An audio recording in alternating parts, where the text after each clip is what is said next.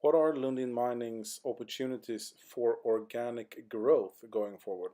I think our assets are quite unique in the industry in that each one of them has quite a bit of upside. We've got three major projects going on now out of four different mines. The mine that doesn't have a major project right now is Zinkgruvan, where we expanded the front end of the mill last year. So we've got opportunity now with additional capacity, and we should do a record in Zinkgruvan with throughput. Taking a look at our largest mine, which is Candelaria, a big open pit and four underground mines. We're progressing forwards now with work in the pit, with replenishing the open pit mining equipment, latest generation haul trucks and loaders, which should lower our cost production profile in the pit. For the underground mines, we're looking at going up by 30 to 50% in tonnage over the next 3 to 4 years with very high grade ore, which helps feed the mill with the pit. And lastly, we're investing quite heavily in refurbishing the front end of the Candelaria mill to increase the recoveries and the throughput. So at Candelaria, our biggest operation, I think the opportunity to expand production and higher recoveries, lower operating costs is very good. Moving across to our largest European operation, which is Neves-Corvo. It's a zinc mine with copper, with already very competitive operating costs. We are now doubling the production of zinc. Over the next year and a half, we'll be in production with an expanded zinc facility by the end of 2019, and that will end up being the fourth largest mine in Europe at the end of that expansion. Last but not least is at the Eagle Mine, which is a nickel copper mine in upper state Michigan. We have a very, very high-grade deposit called Eagle East, which is under project development, which will bring high-grade ore into the mill by the end of next year. So I think the organic growth that we have at Lundin Mining from our own assets with low capital intensity, low financial risk, and high returns is excellent.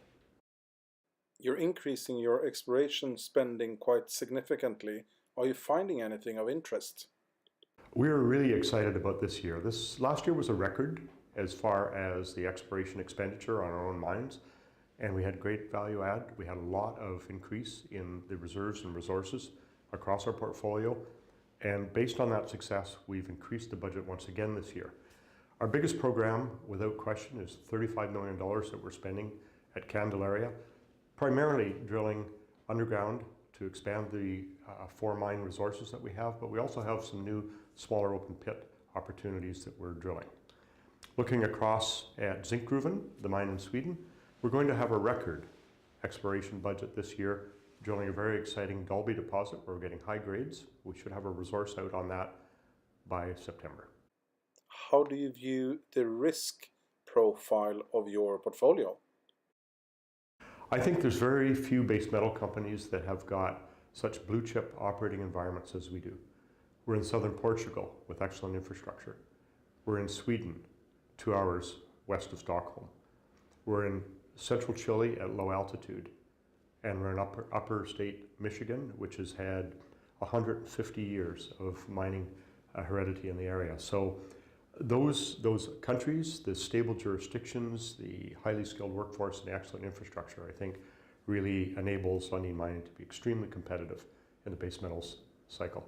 Speaking about base metal prices, what is your view on copper prices and also on zinc? I think the copper price currently where it sits at $3.15 per pound, I think is a very good price. I think most of the copper companies make money at that. I would see that there'll be some ups and downs in copper because there's labor action going on, likely in Peru and Chile as agreements get negotiated this year. There's some disruption with the Indonesian copper supply, so I think it'd be quite volatile. But looking ahead to a 2 to 3 year horizon, I think copper is definitely the go-to metal over that time span. Zinc is already at an excellent price. Maybe it'll soften a little bit, but again, it's at 10 or 15 year highs right now. And even if it softens, most zinc producers, and certainly Lundin Mining, have extremely good margins.